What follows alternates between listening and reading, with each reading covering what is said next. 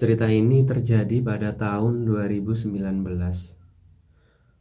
Waktu itu karena kecerobohan saya sih. Ketika malamnya itu, tengah malam, anak saya yang bayi itu, yang tadinya tidur pulas, tiba-tiba nangis sekencang-kencangnya. Nangis nggak, ya bayi nangis, nggak ada ini, nggak ada air matanya. Dan waktu itu saya lihat di pojok, di dalam kamar saya, di pojok itu, kalau saya menyebutnya buto ijo, pokoknya makhluk warnanya hijau, dia diem aja di pojokan sambil bersila gitu, diem aja, nggak nengok, nggak apa, diem. Itu anak saya nangis sekencang-kencangnya. Jadi kalau ceritanya itu, awalnya kita sekeluarga akan pergi ke Semarang. Nah, itu saya baru pertama kalinya, karena di Semarang itu adalah keluarga dari istri saya. Nah, untuk sampai masuk ke lokasi saudara istri saya itu harus masuk ke hutan gitu. Setelah melewati jembatan yang gede, itu nyampelah di perkampungan. Nah, di situ ada di naik gitu loh. Jadi rumahnya ada yang di atas, ada yang di bawah begitu. Jadi di pegunungan. Suasananya enak banget, asri, sejuk, damai, begitulah pokoknya. Tuh masuk, kita naik, kan mobil sudah parkir di tempat yang aman begitu. Lalu untuk sampai di rumah saudara itu kita naik jalan kaki. Saya ingat nih, wah ini lokasi ini, saya kan celingak-celinguk gini ya. Wah, lokasi di sana kebun, di sana hutan gitu. Saya ya astagfirullahaladzim lah pokoknya. Pengen inilah, pengen roh sing paling kuat ning gunung iki, saya bilang itu di dalam hati. Saya pengen tahu yang paling kuat di gunung ini. Ketika sudah sampai rumah saudara, itu rumahnya papan kayu, papan kayu, jendelanya juga papan kayu gitu. Itu belum terlalu malam, waktu itu jam setengah 11 malam. Saya dan sudah menidurkan anak saya di kamar, dan saya sendiri juga tidur di sampingnya. Istri saya juga tidur sama anaknya itu, jadi kita bersebelahan. Nah, kemudian di luar kamar, di ruang tamu itu masih ada saudara-saudara yang lain. Artinya saya ke Semarang itu tidak sendiri, satu keluarga besar gitu. Masih ada para bapak-bapak yang ngobrol di ruang tamu. Tiba-tiba tengah malam itu, anak saya yang bayi itu nangis.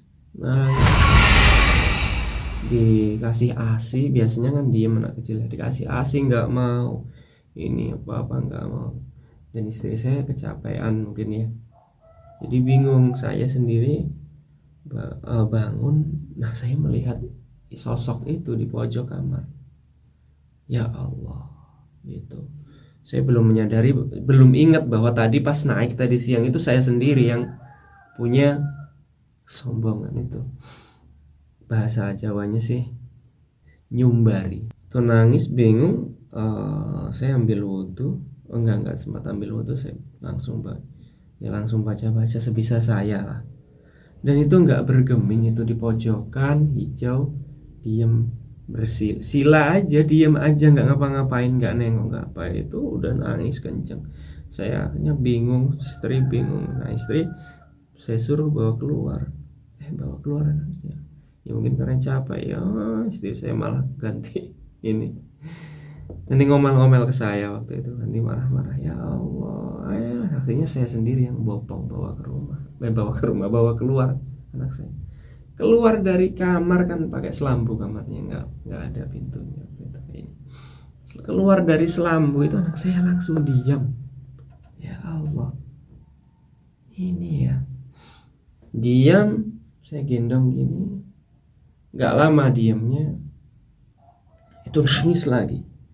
Ternyata itu dari jendela yang di luar itu ada masuk, nengok, cuma kelihatan kepala sama seleher gini aja, masuk gini, nggak ngapa-ngapain tadi makhluk tadi. nggak nengok nggak apa, cuma masukkan kepalanya, itu anak saya udah nangis. Akhirnya istri saya dari kamar tuh keluar, diminta anak saya dikasih ASI. Nggak diem itu, masuk kamar, saya bilang gitu, masuk kamar ganti diem dia. Ceritanya singkat begitu. Akhirnya saya bingung kan, ya udahlah saya keluar, karena memang saya merasa karena saya yang memang bikin gara-gara. Saya keluar dari rumah itu, saya copot baju saya, udah macam ini aja dulu kalau ingat, ya Allah ambisi waktu muda, udah macam kayak apa ya, saya copot baju saya, udah kalau memang berantem berantem gitu, maksudnya secara batin gitu, mati mati begitu. Oh, ketika saya udah punya niat itu keluar ya, itu si makhluk itu kayak menertawakan gitu, dan dia pergi gitu, perginya terbangnya nggak terbang kayak di film, nggak, sudah berubah jadi energi gitu, set. Ya, saya ini merinding itu, meskipun merinding tapi gimana ya, namanya jiwa kebapakan saya sebagai ayah, saya yang bikin masalah, ya harus saya bela anak saya itu, sampai janganlah ganggu anak saya yang sombong, saya pikir gitu lah, ayah sama saya. Dan dia ditertawakan gitu. Itu dia pergi itu sambil berpesan, intinya pesannya begini, ini yang datang bukan yang paling sakti abang gitu, ini yang datang masih yang kroco aja, yang tembre aja, belum yang paling sakti. Ya Allah, akhirnya saya menyesali itu. Ternyata memang semerasa benar apapun, semerasa kuat apapun, semerasa sakti apapun, sombong itu akan mengalahkan diri sendiri.